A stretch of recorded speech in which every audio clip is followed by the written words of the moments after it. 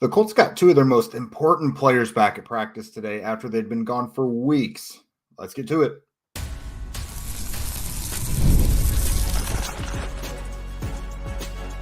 You are Locked On Colts, your daily Indianapolis Colts podcast. Part of the Locked On Podcast Network, your team every day. All right. Thanks for tuning in and making us your first listen of the day. This is your daily podcast covering your Indianapolis Colts, part of the Locked On Podcast Network, your team every day. And today's show is brought to you by FanDuel. Place your first $5 bet and you'll get started with $200 in bonus bets guaranteed. Just visit FanDuel.com to get started. What is up, friends? This is Jake Arthur from HorseshoeHuddle.com, your resident media member for the site. And today we are keeping up with the Joneses when it comes to the Colts. The biggest news of the day today is the injury report. Obviously, Wednesday starts the week of practice for the Colts. And the practice report, a lot of these guys who were out today, it's kind of become a pattern. We're starting to see some of these guys who are maybe being more maintained. And it's really something for them week after week. And it might be stuff that we see throughout the season. But really, it was about two guys that were back on the practice field Wednesday. So Jonathan Taylor, who had a high ankle sprain and has been out 3.5 weeks. He was back on the field in a limited fashion today, as was DeForest Buckner. He also had a high ankle sprain, has been on IR, and he's been out for 5.5 weeks. He's been out since week 2. So with IR and him coming back on the field today, the Colts opened up a 21-day practice window for Buckner, which means now they have 21 days to decide whether to fully activate him from IR or keep him on IR for the remainder of the year. So he's not totally out of the woods. Like, let's just say worst case scenario, in these 3 weeks, he just never feels like himself, not good enough to play. They might shut it down for the year, but there is zero expectation of that whatsoever. He has progressed well. And again, for being 5.5 weeks, this is pretty much the same timeline we saw like with Josh Downs, for example. But with Downs, it happened in the summer, and there was no need to have him on IR, really. So Buckner back on the field today. Again, Jonathan Taylor as well. Neither player has practiced at all until today while they've been out. So for Taylor, obviously his position is going to be a little more reliant on the mobility of that ankle. I mean, Buckner has to drive off of it every single snap as well. But Taylor has to have explosiveness and, nimble, quick feet and everything like that. His performance is probably a lot more reliant on that. So 3.5 weeks out for him with the same ankle. Remember that cost him time in 2022. It's what he got the procedure on during last offseason that bled into the season. Same ankle, so they may tread a little lightly with that. Now, will either of these players play this Sunday? That one I think is a little more questionable because everyone's different, but if you use Josh Downs as kind of a litmus test, they gave Downs about a week and a half of practice time before they really let him go again. There's getting back in football shape because when you're on that ankle, when it's your ankle, there's just not much you can do to maintain football shape while you're away. So do they give them, another week or so to kind of ramp up? Perhaps some of these guys like Buckner, I think, has been a pretty decent healer throughout his career. Taylor, when he gets hurt, he tends to be out for a bit. And again, with the importance of that ankle for him and the performance of his duties, maybe they let him ramp up a little bit. I wouldn't guarantee or bet on either of these guys playing this Sunday against the Texans. I would probably give Buckner the edge if one of them was going to play, only because he's a couple weeks ahead. The Colts probably weren't going to open up his window until he was really ready to play, and that was within range. But regardless, both players being back is awesome. The Colts have obviously missed them. The sack production for the Colts has been kind of a bummer since Buckner's been out. So they had 4 sacks in week 1 with Buckner. Week 2 is when he got hurt. He obviously didn't make it through the whole game. Had to be helped off the field. They had no sacks in that game. the Colts have had 3 games without a sack since Buckner was hurt. They've only had 10 sacks total in the 5 games since then. So 4 in week 1 and then 10 sacks since. And obviously Buckner has really been their most consistent pass rusher for years now, since 2020. That interior pass rush for quarterbacks just presents such a problem.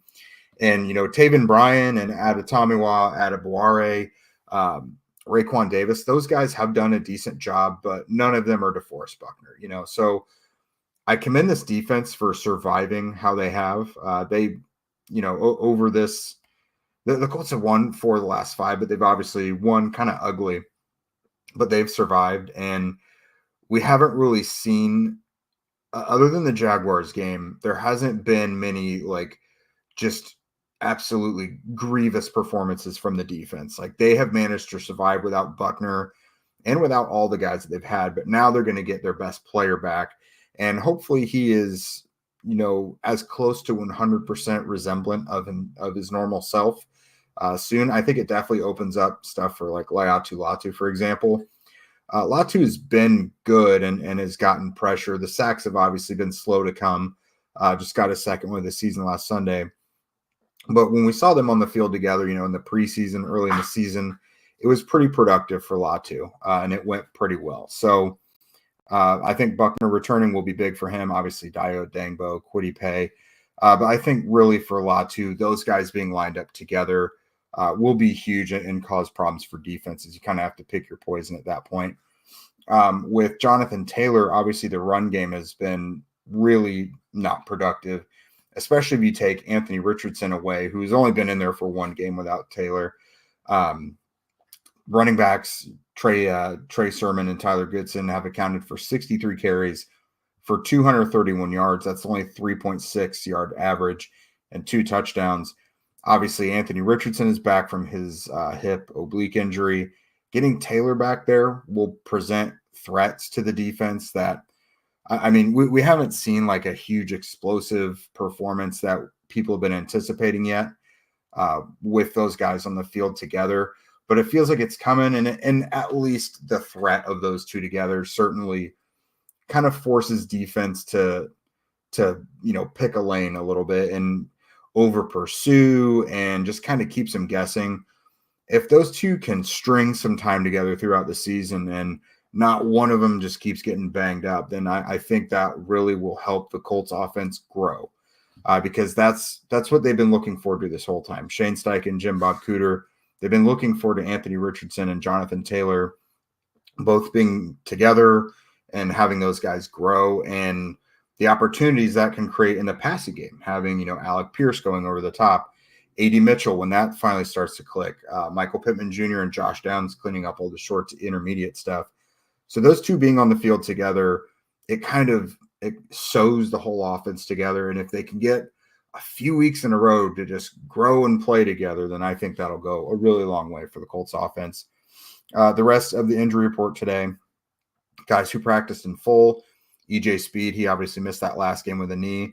Ashton Doolin popped up with a knee. Cam McGrone, he suffered an elbow injury and was put on IR designated to return when the season began. We haven't seen him yet, but just like Buckner, his practice window opened up today. He doesn't really have a role on defense unless someone gets hurt. Like he probably would have played on Sunday with how many injuries they had. But he's a core special teamer. He had 165 snaps on special teams from 2022 to 2023. So he's an important part of Brian Mason's groups there. Guys who didn't practice, Michael Pittman Jr. with the back, Josh Downs with the toe, but also groin now as well. Braden Smith with the knee, Ryan Kelly with the calf, Jalen Carlisle. So he left Sunday's game with what was considered an ankle injury. It's more specifically referred to as a fibula now, as well as a shoulder. That one, I think we're going to have to ask Shane about because, when you mention a specific bone, obviously, is there a fracture there? Is he going to go on IR? Maybe not, considering he hasn't yet. But it obviously begs the question. Cornerback Chris Lamons, he's got an ankle that he's been kind of dealing with. And then defensive end Jannard Avery has a foot injury as well. So coming up next, another kind of hot topic that people have been talking about lately is the trade market. When it's us or the Indy Star or anybody else opens up, mailbag questions, get a lot of questions about, the Colts and how active they may or may not be in the trade market. So we'll dive into more of that here in a moment. All right, guys, this is Indiana. It's fall. That means basketball is coming. The nostalgia is here. We all tend to find ourselves in the gym with the squeaks of the shoes at some point during the season. And whether you're going to a college game, just going down the street to a high school game, especially if you're going to like a Pacers game or Fever when they start up, rely on Game Time for your tickets, because there's really nowhere better to get those. Game Time actually has tickets for all your favorite events, also not just basketball, whether it's concerts, shows, whatever. Obviously, we all know T Swift will be here next week. Game Time has a new feature called Game Time Picks that makes getting tickets to see your favorite teams play even easier. Game Time Picks filters out all the fluff to show you only incredible deals on great seats, so you don't have to waste time searching through thousands of tickets. That's one of the worst parts of going and searching for tickets for events, is all the extra crap that they kind of throw on top of you. Game Time's got the lowest price guarantee, which means they'll credit you 110% of the difference if you find better tickets in the same spot on another, on a competitor. That's how confident they are that you won't find better tickets elsewhere. They've got the Game Time ticket coverage, which means your purchase is covered with the ticketing industry's most flexible customer service policy. So take the guesswork out of buying tickets with Game Time Picks. Download the Game Time app, create an account, and use code LOCKEDONNFL for $20 off of your first purchase. Terms apply. Again, create an account and redeem code LOCKEDONNFL for $20 off. Download Game Time today. What time is it? Game time. And Prize Picks is the best place to get real money sports action this season. With over 10 million members and billions of dollars in awarded winnings, Prize Picks has made daily fantasy sports accessible to all. You just pick more or less on at least 2 players for a shot to win up to 100 times your cash. Run your game all season long on Prize Picks. And again, you guys can win up to 100 times your money with as little as 4 correct picks. Plus, Prize Picks is the best way to get action on sports in over 30 states, which includes California, Florida, Georgia, and Texas. Prize Picks is the only real money daily fantasy platform with an injury insurance policy as well, which I think is clutch for me because I have the worst luck when it comes to injuries and fantasy and betting. So in your lineups, they stay in play even if one of your prominent players gets injured. Like, they leave in the first half and they don't return, they still got you covered. Sign up today and get $50 instantly when you play just 5. You don't even need to win to receive the $50 bonus either, because it's guaranteed. Download the app today and use code LOCKEDONNFL to get $50 instantly after you play your first $5 lineup. Again, that's code LOCKEDONNFL to get $50 instantly after you play your first $5 lineup. Prize Picks. Run your game. All right, so the NFL trade deadline, I think in the recent years, they moved it back a week. It used to be the last week of October. It is now Tuesday, November 5th at 4 p.m. Teams must agree. We've seen some trades already kind of flying off. Devontae Adams moved, and the Browns, Amari Cooper, so there's some teams that are kind of having some fire sales. Obviously, the big names people, love to kind of throw that around. Myles Garrett is someone who teams have been wondering about because, again, the Browns are dealing guys away now. Max Crosby with the Raiders, kind of the same thing there. The Browns trade away Amari Cooper, so obviously maybe they'll want to get rid of Myles Garrett and rebuild. The Raiders got rid of Devontae Adams. Maybe they want to get rid of Max Crosby. I don't necessarily see any of those happening. But Cooper Kupp is another big one that's on the list. Deontay Johnson with the Panthers.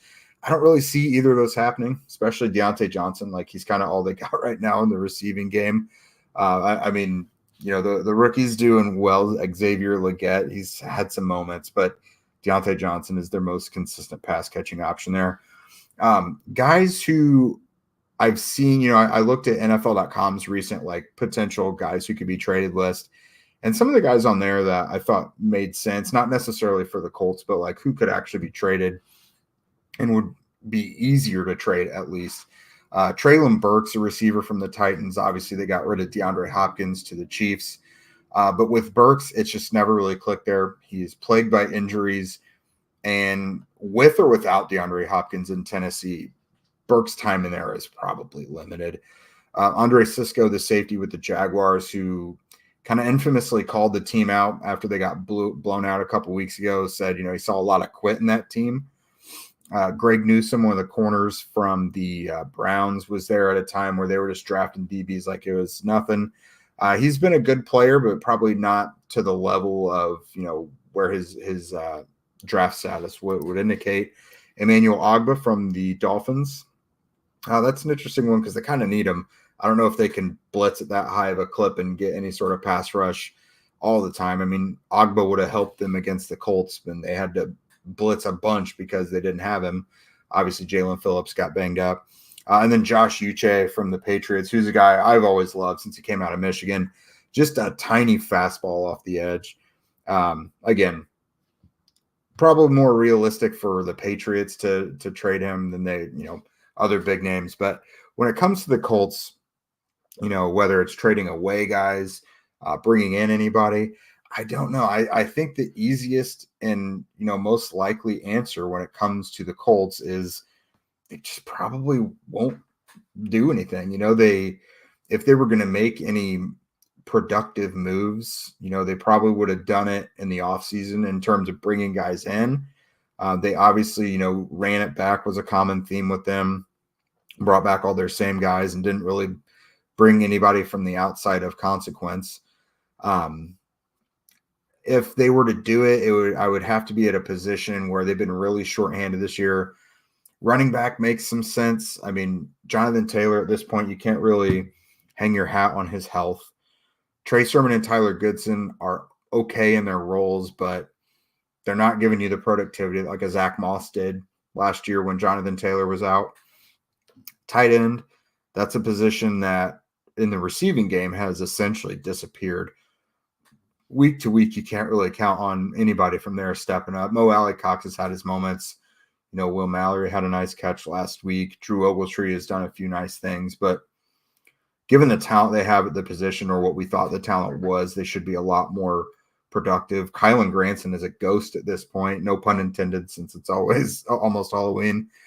But yeah, I know tight end is a position they could maybe use. Defensive linemen, they've been so incredibly plagued by injuries at that whole group, defensive end and defensive tackle, really. Everybody there's just been super banged up, but they are starting to get some guys back. So, Tyquan Lewis will probably be back at some point, and, DeForest Buckner's getting back. So I don't know that they'll bring anybody in. It would have to be at a position that they don't have anybody left, maybe. And it might be something for like a day 3 pick. Guys who could be traded. I think at this point, people have mentioned trading Joe Flacco to pick up some draft capital. I don't think that'll happen. None of the running backs, probably none of the receivers. Mo Alley-Cox is perhaps the most appealing tight end, but I really don't think the Colts want to let him go. Kylan Granson would maybe be the most likely of the group to be traded just because, like I mentioned, he's disappeared. Blake Freeland makes sense. He's been a healthy scratch all year. Matt Gonzalez kind of usurped him as the swing tackle. Oh gosh. Taven Bryan, if the Colts believe that Adetomiwa Adebawore is ready to kind of take over that backup 3-tech spot. Linebacker's a little too banged up right now to trade any of them away. I mean, EJ Speed looks like he's, getting closer to coming back. He missed last week's game, and he is going to be a free agent, so maybe that will make sense. Probably not Julian Blackmon. Probably none of the corners because you need them so bad. So it's not a fun answer, but I don't really see the Colts being active in the trade market. Like, if they did, it would probably be some random move where they trade a 7th rounder for some special teamer that it becomes like a conditional 6th rounder if it gets playing time on offense or defense, whatever position they would be. I don't see anything coming on down the pike on that one, really. But again, kind of lame. It's a team that's not super active at the trade deadline. They never really are. I mean, I know they traded Nyheim Hines a couple years ago, but that was extenuating circumstances. That was a whole dumpster fire of a roster, and they weren't really looking to get rid of him. It was just a swap for another running back, essentially. So I wouldn't count on it, guys. Maybe I'll eat my words, and we'll obviously be here to talk all about it if they do make a move here in the next couple weeks, but I wouldn't count on it. So coming up, the Colts did something really cool today in the media room, and if you hadn't heard about it yet, I will just tell you all about it.